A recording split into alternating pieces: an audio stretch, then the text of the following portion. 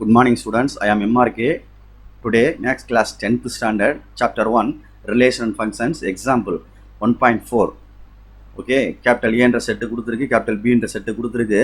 அதில் third Roman letter R3 அப்படின்ற relation கொடுத்துருக்கு.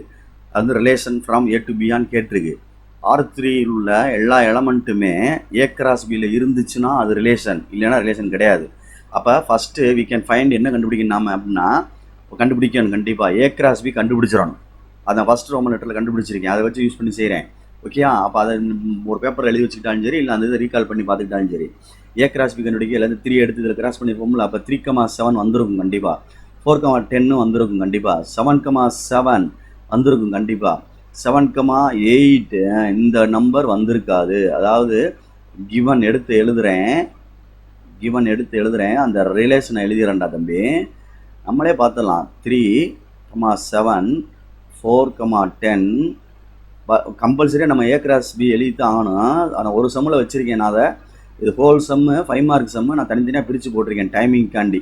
வேறு ஒன்றும் இல்லை, உனக்கு டைமிங்காக அப்லோட் பண்ணணுமே அப்படின்றக்காண்டி, வேறு ஒன்றும் கிடையாது.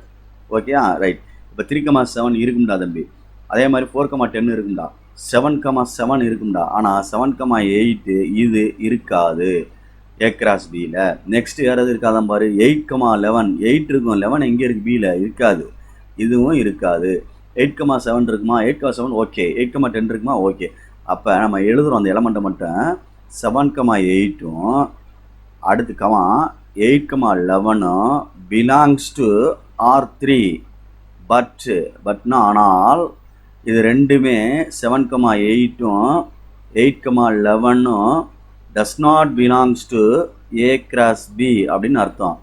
Therefore R3 is not a relation from A to B அப்படின்னு நம்ம எழுதணும்.